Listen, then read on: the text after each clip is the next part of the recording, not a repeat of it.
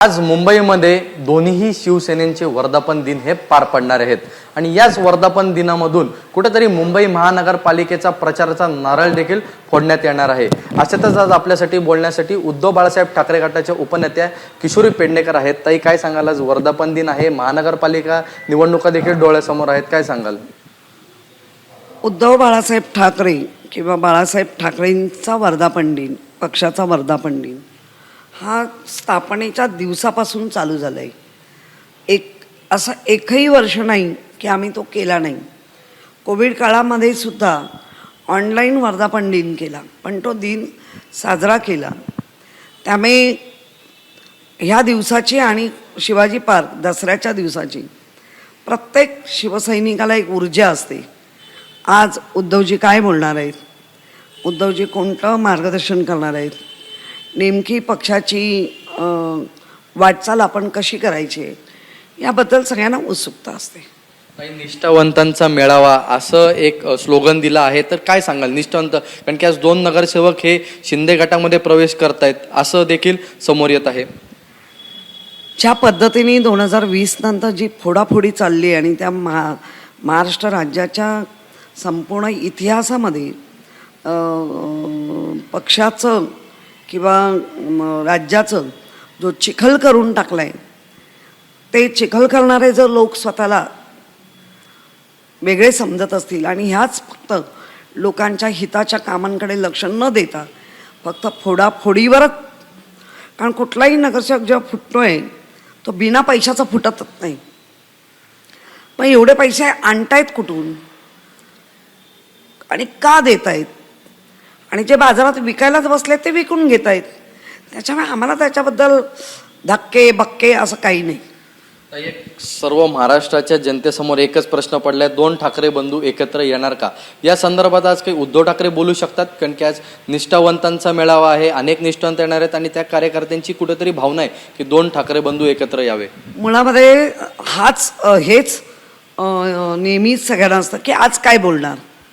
आम्हालाही वाटतं आज काय बोलणार ते पक्षप्रमुख ठरवतील आणि सर्व तळागाळातल्या मतदारांपासून ते अगदी पदाधिकाऱ्यांपर्यंत 2 भावांनी एकत्र यावं। काळाची आता गरज आहे, कारण ज्या पद्धतीने हळूहळू नाही आता जोरात मराठीच्या बोकांडी काय काय बसवलं जात आहे। कालच एक हिंदी भाषा अनिवार्य शब्द काढला जरी असला तरी तो शिकला पाहिजे। 20 विद्यार्थी असतील तर त्याला शिक्षक दिला जाईल।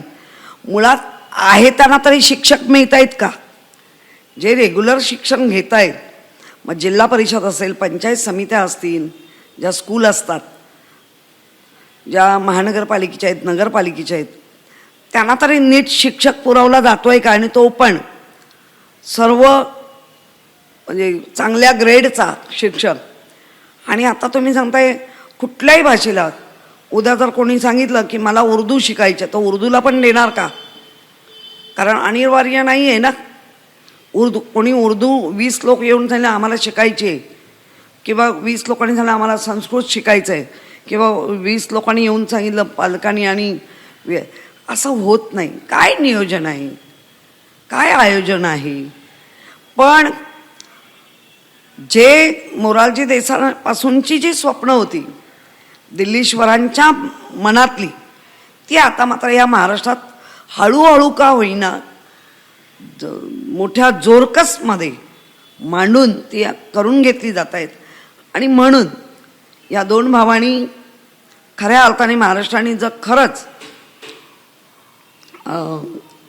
मुंबई ही महाराष्ट्रद्रोही जी लोकांच्या भाषेवर पण आता यायला लागली, तेच थांबवायला पाहिजे असेल तर मराठी लोकांच्या बाजूने उभं राहा। एक व्हिडिओ समोर येतो ते म्हणजे मंत्री भरत गोगावले यांचा अघोरी कृत्य करतानाच, आणि त्यांच्या मित्र पक्षातल्याच काही लोकांकडून ते ट्विट करण्यात येते, कसं बघाल? आणि आपल्या पक्षातले पण वसंत मोरे यांनी आधी ट्विट केला होता। नाही, मी कसं बघावं त्यापेक्षा महाराष्ट्राला ह्यांच्या फुटीमुळे काही फायदा झालेला नाही, उलट अधोगतीलाच गेले।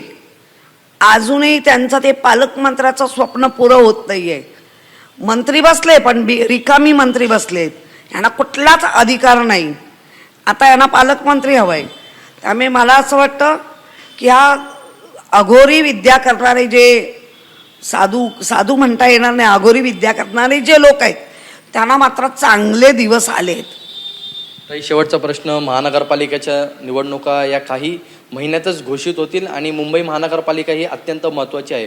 त्या संदर्भात आज काही पक्षप्रमुख आपल्याला मार्गदर्शन करणार आहेत, कारण की महत्त्वाचं त्याच गोष्टी आज समोर ठेवल्या जातील. शक्यता आहे की महानगरपालिकेच्या दृष्टीनेच सगळ्यांना संबोधित केलं जाईल आणि त्याच्यामध्ये पक्षहिताचं जे जे आहे ते सांगतील आणि ते सांगितल्यानंतर ते सूचना, ते निर्देश आम्ही पाळणार. यावरती आपल्याबरोबर किशोरी पेडणेकर, कॅमेरामन सचिन शिंदेसोबत ईशान देशमुख, एबीपी माझा, मुंबई. एबीपी माझा, उघडा डोळे बघा नीट.